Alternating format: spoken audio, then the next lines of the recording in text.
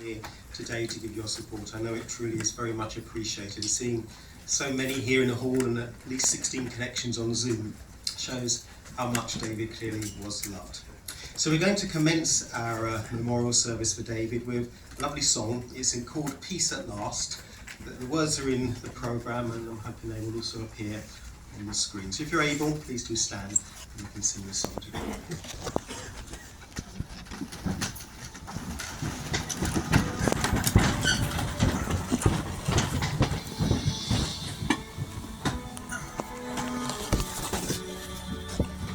Like an island of calm in dark stormy seas, God's people are living in peace. With our eyes of faith, we see beyond the clouds and know that the storm soon will cease. To the ends of the earth there'll be peace at last for all eternity. From the valleys below to the mountain tops, all creation will see peace at last.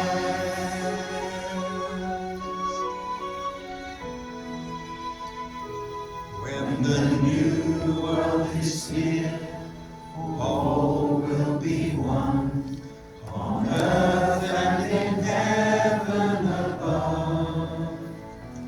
And the peace we'll know we've never known before, a world ruled by justice and love.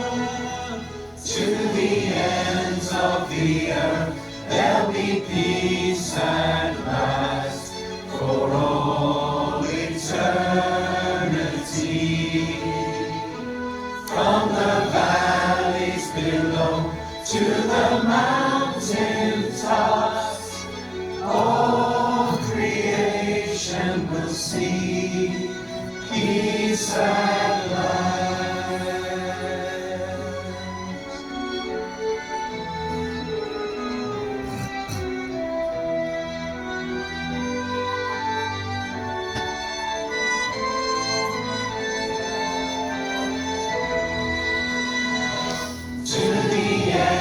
Of the earth there'll be peace at last for all eternity. From the valleys below to the mountain tops, all creation will see.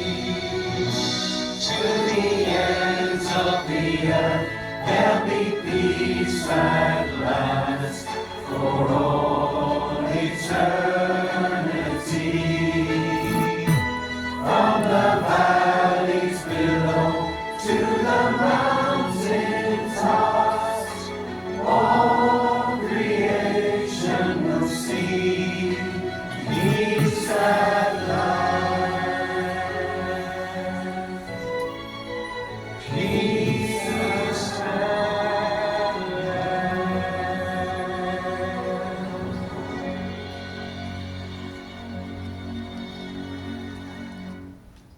Please be seated.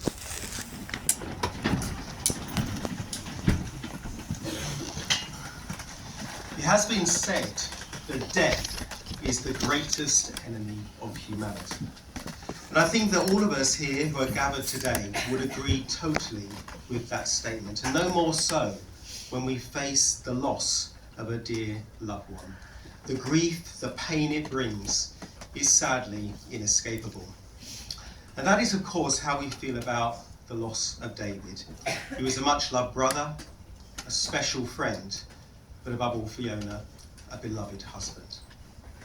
But whilst it is true that there is no escaping that sense of bereavement, through the pages of the Bible, we find not just comforting words that can help us cope with that sense of loss at this time, but a real basis for hope. A hope that David himself came to appreciate and have absolute confidence in. Indeed, that description of death being an enemy is found within the pages of the Bible. But when describing death as an enemy, it was in fact pointing to that very hope, because it says that that enemy death will be brought to nothing. Before we reflect more on that hope and what it will mean for David himself, it will be good for us to look back briefly at David's life, to remind us of the qualities he showed that we came to love him for, but also how he came to know Jehovah God and the truths found in the Bible, including that wonderful hope.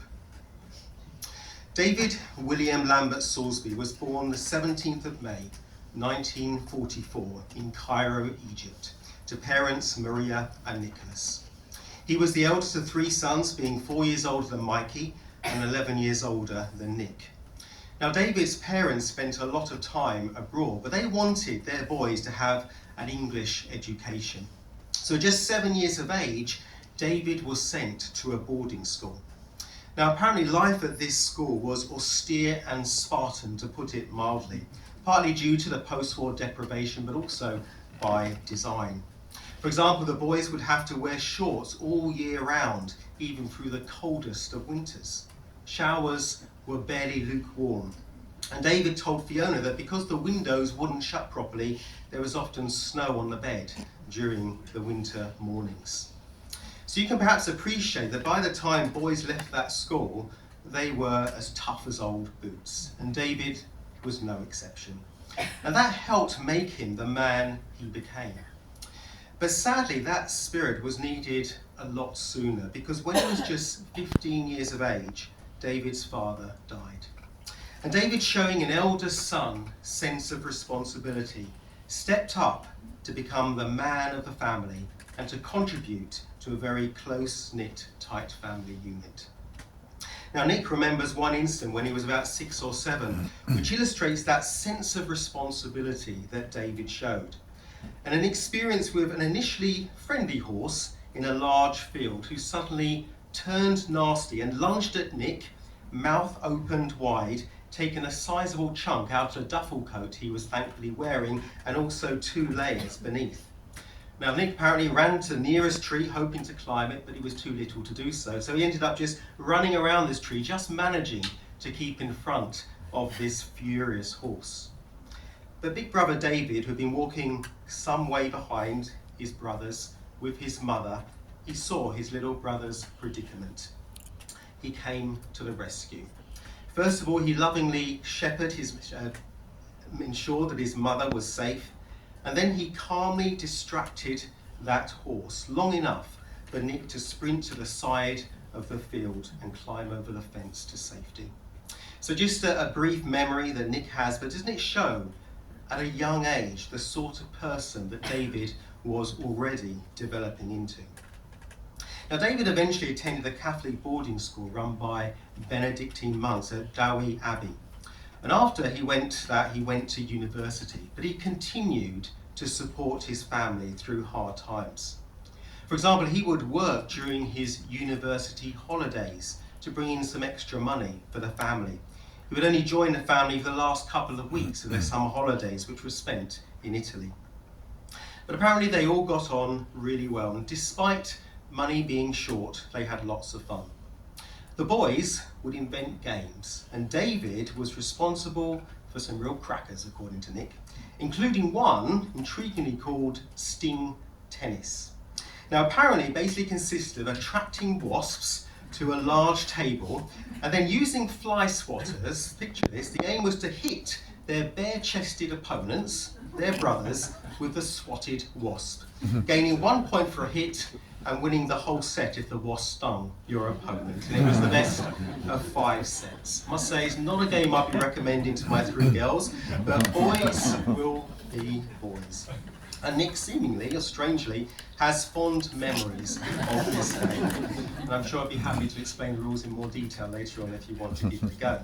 But believe it or not, the game would often end up with the boys rolling about around the floor in hysterical laughter. So a game that perhaps revealed David's imagination and also a bit of a mischievous spirit as well. It also showed, albeit in an extremely bizarre way, David's love of sports. He was very sporty, very athletic. At boarding school, David took up rugby and cross-country running. He enjoyed tennis, the conventional type, and swimming. But he also later on developed a real love of squash, and he played to a very high standard, national standard, having trained with the Pakistani national squash team. He was captain at the Purley Squash Club and then also at the Sutton and Cheam Squash Club, where he would play almost every night. And I'm sure there are a number here who have fond memories of playing squash with David, and no doubt being thoroughly thrashed by him. Now, it was whilst playing at the Sutton and Cheam Squash Club that David first set eyes on Fiona, who was working there as a part-time barmaid. He would go to the bar for lunch every day, undoubtedly for reasons other than to have lunch. One day, he decided to ask Fiona out, and she accepted, and their first date was to the cinema to see Saturday Night Fever. And the rest, as they say, is history.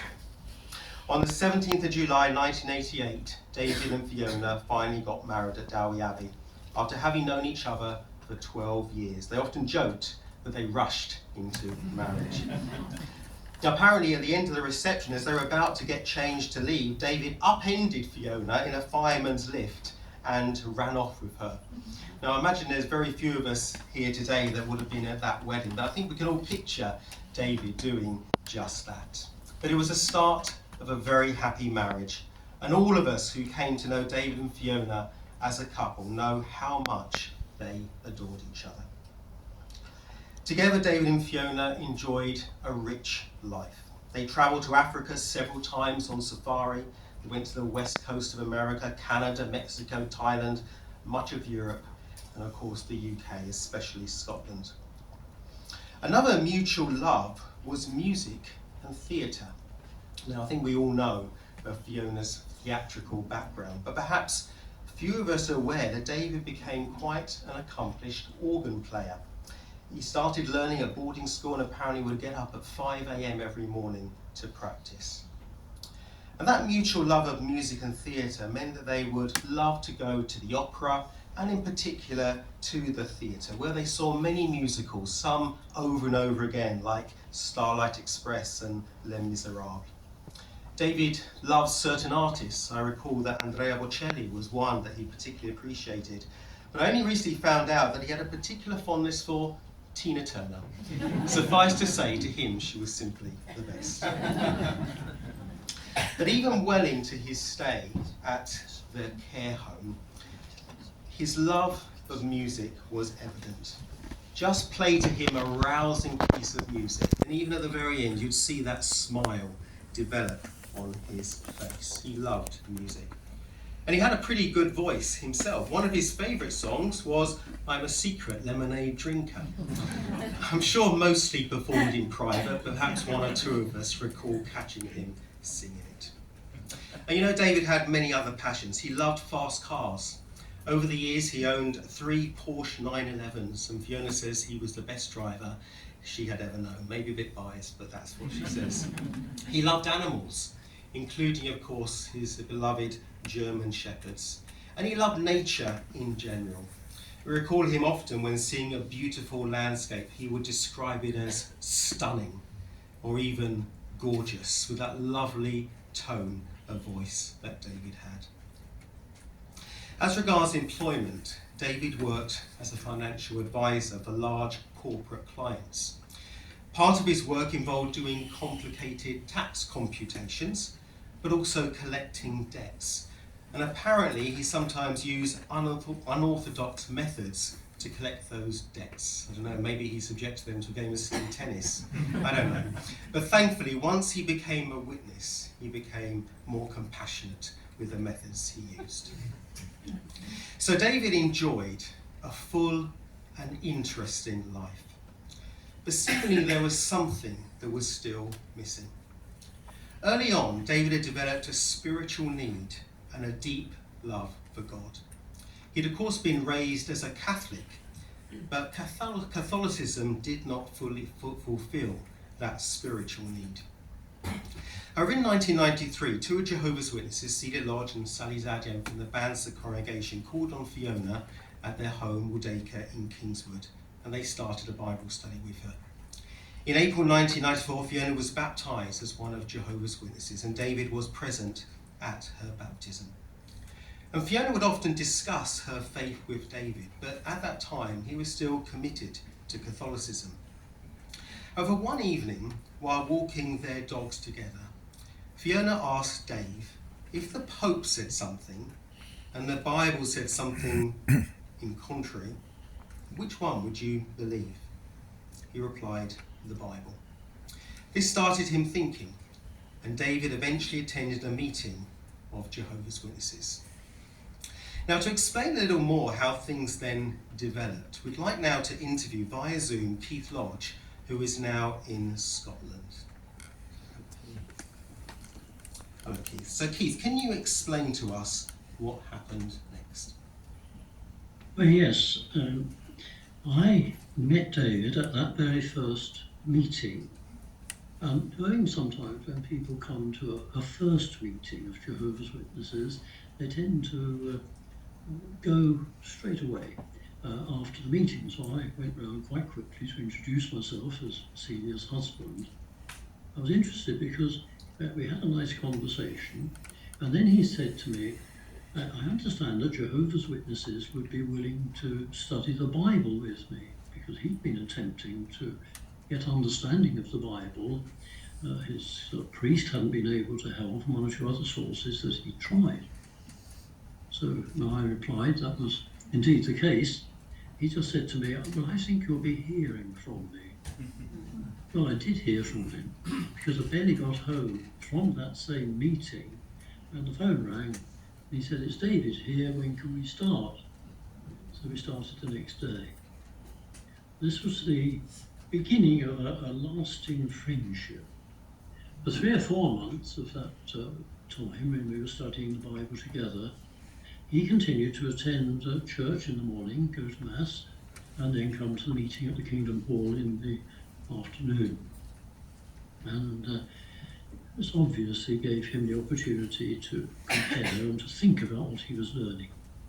But then one day he told me, I didn't go to church one Sunday, and he told me that that was because he had found the truth that he was seeking from the Bible. It was quite a moving moment.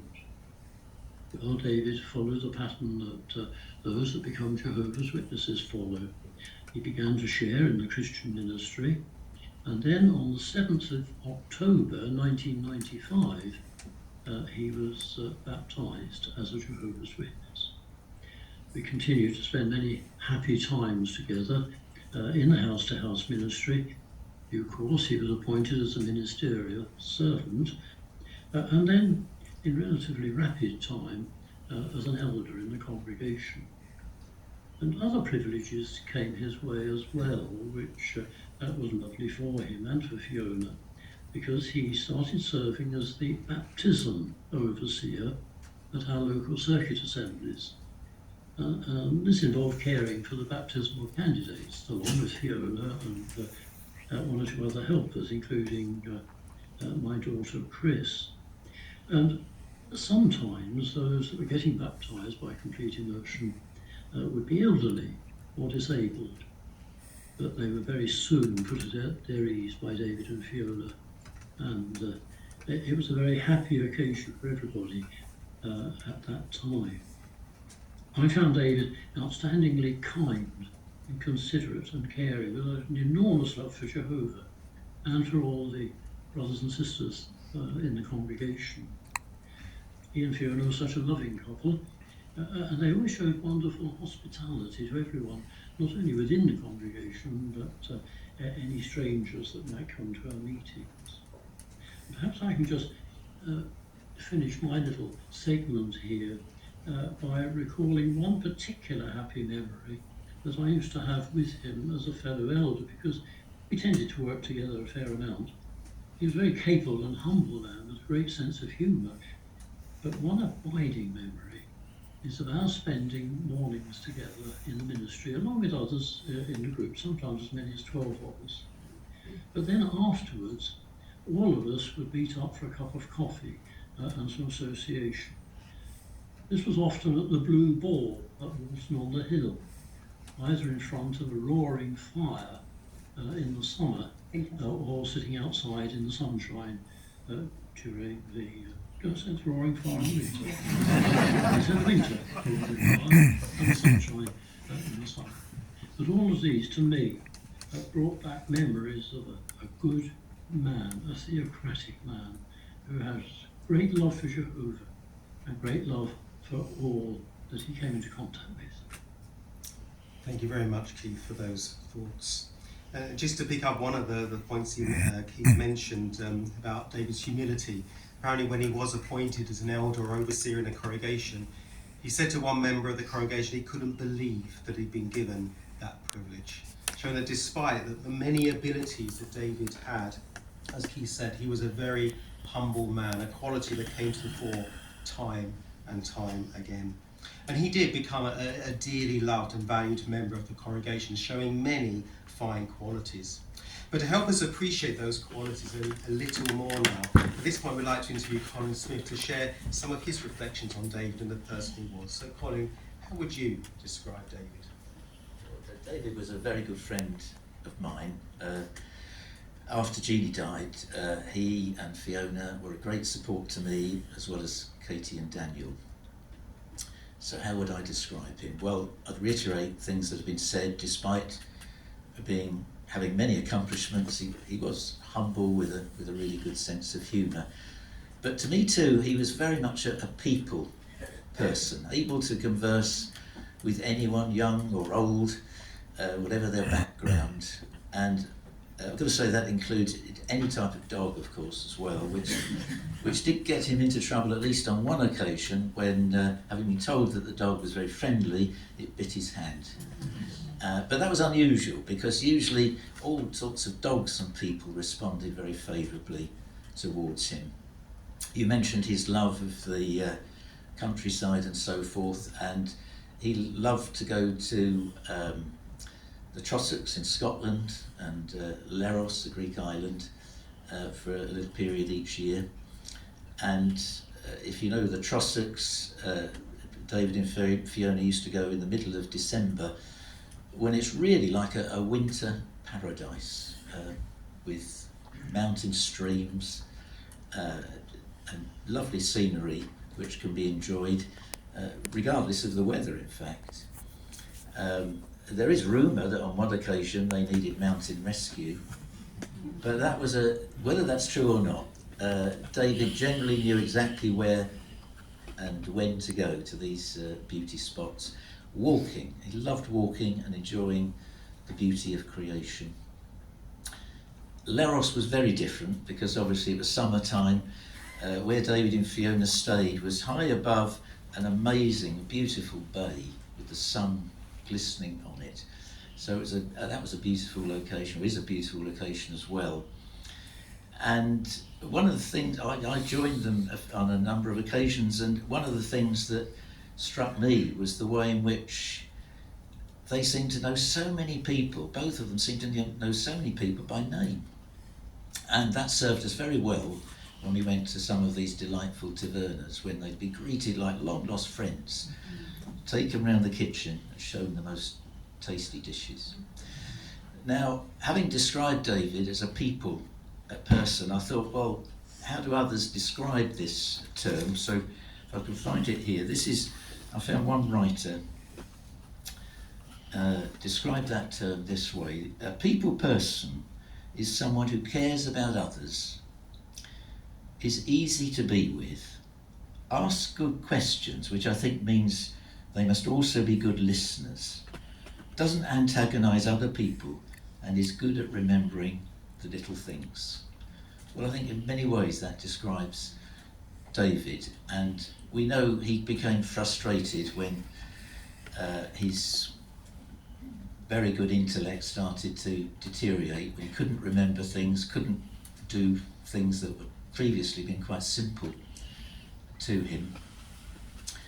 But what I found interesting is, although the questions became very repetitive, that care that warmth and interest in others remained exactly the same throughout. I thought it was a wonderful thing. And as we heard from Keith, he enjoyed sharing in the Christian ministry, sharing his hope and his beliefs with others, but also listening to them, hearing what they thought. And I know he'd often ask them, are you a believing person? And that very simple question often will result in a really good conversation. So, as we've also heard, he was very much a family person, and he would often refer back to the time when, after his father died, the way his mother managed the family affairs after his father died. And he obviously had a great love and respect for the way his mother did that. And as we've heard, Nick and Mikey were very much part of his life as well. Now that takes us to Fiona, doesn't it? And obviously he had a great love for Fiona. And it was always interesting, wasn't it, how he could cope with Fiona. I paused too long there, I'm sorry. How he coped with Fiona when she organised large social gatherings for the congregation, the so-called com-dos. He'd sometimes complain just a little bit, but in truth, he was very supportive. It was so obvious that he really had a great regard for Fiona's abilities and her energy to do these things, even if she could be a bit zany at times. But that love was there. No, we can see that David really was a caring person. He loved life and lived it to the full. He was a very good friend to me, and I will miss him. He had a great love for Jehovah, as we've heard, and his purposes. We'll remember him as someone very special. And what's even more important, I'm confident that our loving Heavenly Father will have him safely in his memory too. Thank you, Colin, for those lovely thoughts. So just to pick up one of the thoughts there about those con-dos, as we call them. David was often the master of ceremonies, but he did perform as well. One notable example was he was part, you may have seen the photos actually, he was part of a group of tenors. They weren't the 3 tenors, there were 4 or 5 as we called them. And I think Fiona somehow crept into the act as well, but fond memories. And just to reiterate Colin's comments of the care he showed, I'm sure many of us could relate personal experiences, how David was there to help us through difficult times. I know my wife and I certainly recall the support, the spiritual, emotional, and the practical help that he gave us when we were going for a particular challenging time. And just one other example I recently learned about of a couple in our congregation. They were going through a difficult time because the husband's tools were stolen from his van, tools which were essential to his livelihood. Well, one day they found an envelope left anonymously through the letterbox of a significant amount of money, enough to purchase new tools. Who did they see creeping away? Our dear David. So what a lovely gesture of kindness, and what lovely memories of a truly special man. So there is no doubt that all of us will miss David. But Colin reminded us in his comments of the hope that we find in the Bible that can comfort and sustain us today. So let's now just think a little bit more about that hope. Now, firstly, David would have quickly learned from his study of the Bible how the scriptures describe the condition of our loved ones who have died. For example, Ecclesiastes 9 verse 5, it simply acknowledges that whilst the dead know that they will die, a sad truth we cannot escape at the moment, it then says, but the dead know nothing at all. Indeed, in several verses, the scriptures liken death to a sleep. A notable example, when speaking of his friend Lazarus who had died, Jesus simply said to his disciples, Lazarus, our friend, has fallen asleep. So we too can be comforted to know that David, our friend, is now as if asleep. But what about that hope? How will that enemy death be brought to nothing? Well, to fully appreciate the hope, we need to first understand what God's original purpose for mankind on earth was. You see, whilst many today believe that death is just part of a natural cycle, the Bible shows that God's original purpose for mankind was not for them to die, but to live forever, and not under conditions as we experience today with sickness, suffering, and heartache, but instead to live in a paradise conditions right here in our beautiful earth. Now, sadly, due to our first parents' disobedience, that wonderful hope was lost. The whole human race became subject to aging, sickness, and ultimately that enemy, death. But David would have also learned how Jehovah's God's purpose cannot be changed, and how by means of a special gift, the ransom sacrifice of Jesus Christ, whereby Jesus in effect tasted death for every man and woman, we can all have the opportunity once again to enjoy eternal life on a paradise right here on the earth. So what does that mean for David? What is the hope for him now that he has fallen asleep in death? Well, let's allow Jesus himself to answer as we look at his words that are recorded in the Gospel of John, chapter 5, verse 28, and just the first few words of verse 29. So John 5, Jesus said, "Do not be amazed at this, for the hour is coming which all those in the memorial tombs will hear his voice and come out." Do you notice Jesus' assurance? All those in the memorial tombs will come out. Now, interestingly, a specific Greek word is used here, which is translated memorial tombs. It's not the Greek word for the grave, but it's one that suggests that the record of the person who has died is remembered. In other words, we can say with confidence that David is safely in Jehovah's memory, awaiting a resurrection. And again, a resurrection not to life in heaven, but to a paradise on earth. That promise became real to David. Before, we mentioned how Jesus had described his friend who had died as being asleep. He went on to say, "But I am travelling there to awaken him." And that's exactly what he did. Though Lazarus had been dead for 4 days, he awoke him from death. He resurrected him. In a similar way, just as we might awaken someone from a deep sleep, Jehovah God will awaken our loved ones from death, including David. And that's not to be just a mechanical exercise. I'd like to read you the words of a faithful man called Job, because he posed a question. If you have a Bible, it's found in Job chapter 14 and verses 14 and 15. Because there he asked the question, if a man dies, can he live again?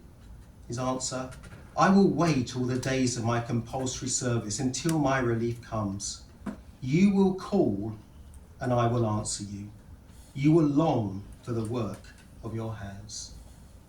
See, like David, Job had an absolute confidence that relief from death would come. But did you notice that beautiful point in verse 15? It says, Jehovah